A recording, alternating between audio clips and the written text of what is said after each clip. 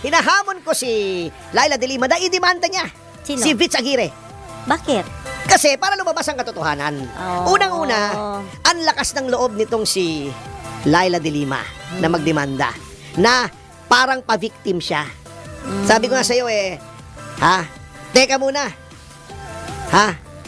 Miss de Lima, sinasabi mo malicious prosecution o wrongful prosecution ng Opo. gigipit. Hindi ba ikaw nagdemanda kay GMA ng electoral sabotage? Di ba? Noon, ano? Oo. O ano nangyari? Di ba absuelto? O di wrongful prosecution ka rin? Oh. Hindi ba ikaw ang nagdemanda, nag-case development, nung plunder kay Mrs. Arroyo? Ala. O ano? Wrongful prosecution ka rin? Ala. O, absuelto eh. O, hindi ba nung nag-TRO ang Korte Suprema? Hindi mo sinunod? O, di ba contempt of court ka dapat doon? May petisyon. Hinihintay natin. O, di ba? Di ba umamin ka that you violated the law Opo. by committing adultery? O, so wag ikaw ang po-fronts na magmamalinis. At Ayun. sasabihin ikaw ay biktima ng biktima ka rin eh. Ha? Ayun. Ilan ang pinersecute mo noong panahon ni Noy Noy? Ayun. Yung mga kalaban sa politika, absuelto lahat. Ikaw ang nag-file lahat niyan. O, di ba? Delikado. So, wag kang ganyan, ma'am. Ha? Gawain mo yan eh. Eh, wala naman nagdemanda sa'yo. Buti na lang mapagpatawad si Mrs. Arroyo. Nung sinasabi ko, idemanda ka, sabi, wag na. Kasi ganun na nga itsura, didemanda mo pa. Kawawa naman. Grabe ka, Hindi, Tol. yung mukhang malungkot. Wala naman akong sad- sinasabi. sad- Sad siya. Opo, Didemanda mo. tama, Ikaw tama. naman, oh. Sorry Wala po. naman akong sinasabi. O, di ba? Pero attorney, what if ituloy nga? Anong mangyari ngayon Oh, dyan? okay. Sasabihin mo. Eto. Para hindi ka na manghula, heads up ka na. Although, usually kami mga lawyers, we keep our cards close to our chest. Yes. May mga dokumento po. Ma'am, sasabihin nyo si Aguirre ay kinoach itong mga witnesses laban sa inyo. 2013 o 2014 pa lamang yata. Etong sinasabi nyong witnesses laban sa inyo, naging kliyente ko yung mga yan. Yan ang sinasawag na Bilibid 19. Believe it or not, ha? Bilibid 19. Ano yung Bilibid 19? Madam De Lima, nung Secretary of Justice ka, nilipat mo yan from Bucor Opo. to NBI. Nilipat mo. Inkomunikado. Ayaw mong pabisita sa pamilya, ayaw mong pabisita sa abogado. Opo. Kinailangan pumunta kami sa Court of Appeals para humingi ng writ of amparo para payagan kaming bumisita. Unconstitutional nga yung ginawa mo eh. Ano nakalagay sa Bill of Rights? Bawal yung inkomunikado, pero inkomunikado ginawa mo. Bakit? Bakit mo ginawang inkomunikado? Madam Laila de Lima, ang sabi sa akin ng mga kliyente ko, kasi daw, nagkagulo-gulo yung drug trade sa Bilibid. At nagkaroon ng power play, nilagay mo sila roon, kaya inkomunikado para hindi sila makapagsalita kahit kanino tungkol doon sa drug trade. 2013 o 2014 to, kukunin ko yung mga dokumento. Hala. Sila ay nagsalaysay na ikaw ay involved sa drug trade. 2013 pa, wala pang Vitaliano Aguirre noon sa Horizon. Ang si Vitaliano Aguirre noon ay kilala lamang yung nagtakip ng tenga noong impeachment trial. Di ba? Wala pang Duterte noon. Mayor pa lang si Duterte noon. Hindi pa sumusulpot sa Horizon. Ha? Nagbabala ka pa lang mag-senador noon. Bago sasabihin mo, kaya ikaw ay nag-manufacture ng witnesses, this very same witnesses, ay dahil ikaw ay senador, kalaban mo si Duterte, si Aguirre ang may pakana ng witnesses na ito. Hindi po si Aguirre.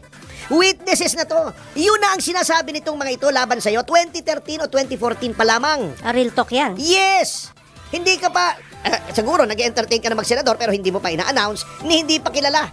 Kundi sa Davao, si Duterte. Wala pang Justice Secretary Vitaliano Aguirre. Iyan na ang sinasabi ng mga witnesses na yan at meron po tayong mga salaysay. Opo. Okay. Sa akin po sinabi yan.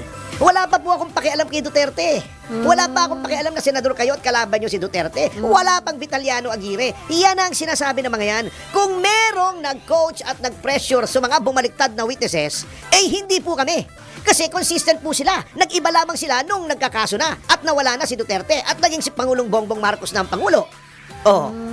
Wala na kaming capacity mag-coach noon. Number 2, noon pong yan ay nagsalaysay, video po yan. Sino nag-video dyan?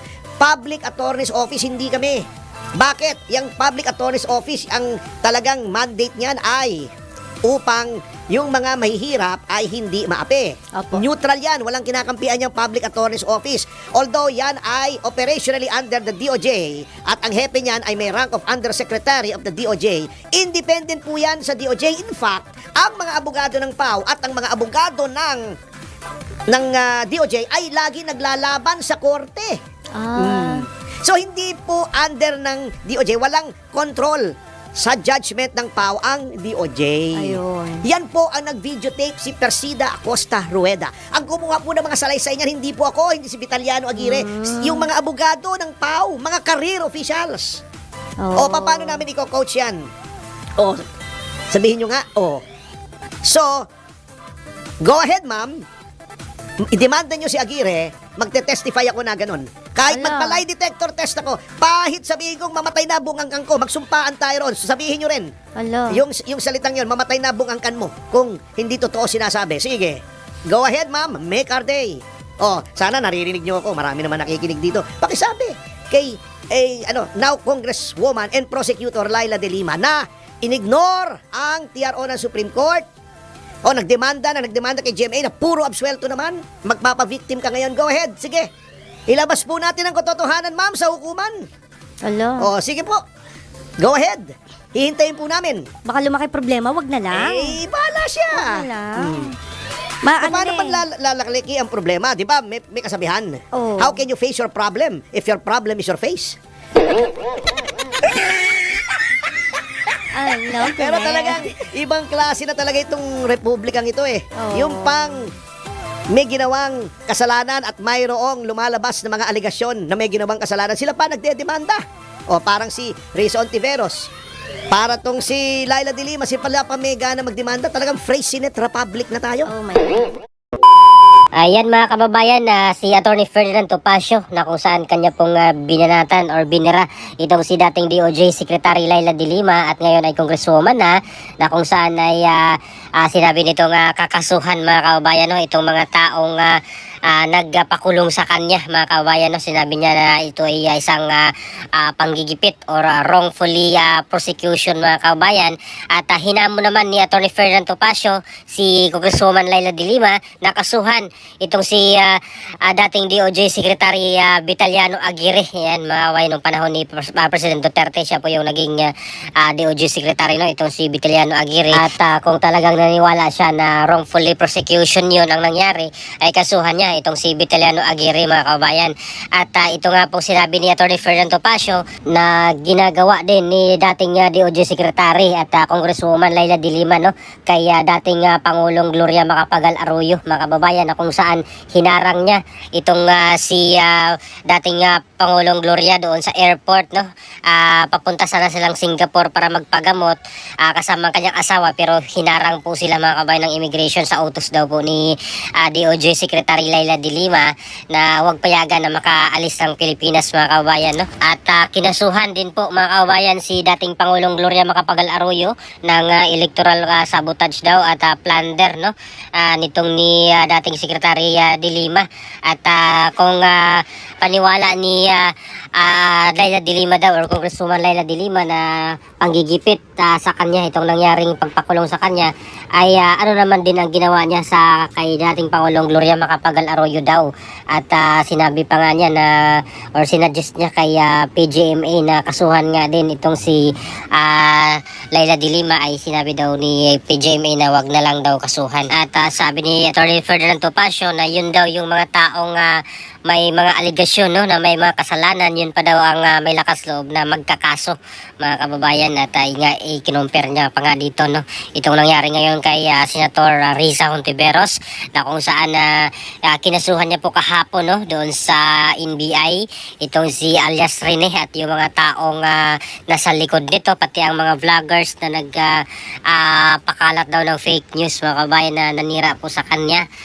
Kanya rin pong kinasuhan. At matatandaan natin na itinanggi po ni Senator Risa Hontiveros na nagbayad siya dito kay alias Rene para tumistigol laban kay Pastor Apollo Kibuloy at sa mga Duterte. Kaya yung sabi niya ay kakasuhan nga po niya yung mga taong iyon at kahapon ay nangyari po iyon doon sa NBI mga kabayan. At balik tayo dito kay Congresswoman De Lima na biniratan ni Atty. Ferdinand Topacio na noong 2013 pa daw ay wala pa po si Vitaliano Aguirre, hindi pa po siya DOJ Secretary, no? At itong si President Duterte ay wala pa. Mayor pa lang siya that time doon sa Davao. Na kung saan itong nangyari ngang Bilibid-19, no? 2013 pa daw ito nangyari at merong affidavit daw po itong mga Bilibid-19 prisoners na nag-link doon kay Congresswoman Leila de Lima na meron daw kinalaman umano doon sa illegal drug trade at kukunin daw po ni Atty. Topacio yung ebidensya mga kababayan. At meron din pong video daw po yun mga kababayan, si PAO Chief, no? Si Atty. Perseda Acusa, sila daw po yung interview doon sa Bilibid-19. Ayan.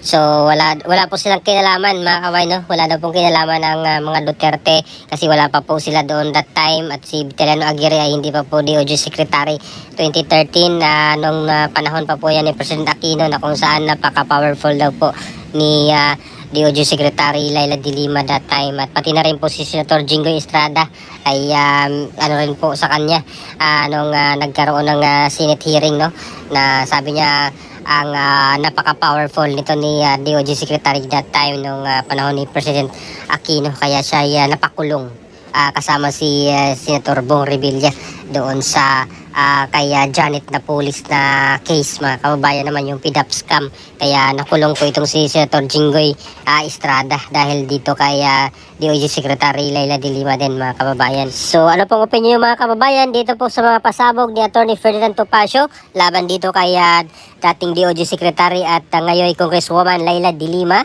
at hinamon niya nga pa ito, nakasuhan siya at itong si attorney or dating DOJ Secretary Vitaliano Aguirre rin siyang nagpakulong sa kanya, no, kay Congresswoman de Lima noong 2016 para po magkalabasan daw po ng ebidensya mga kababayan, no. At matatandaan natin na 2 beses po na-acquit si Congresswoman de Lima dito po sa Muntinlupa RTC doon sa illegal drug trade case niya mga kababayan. So please comment down below. Maraming salamat. God bless po sa ating lahat.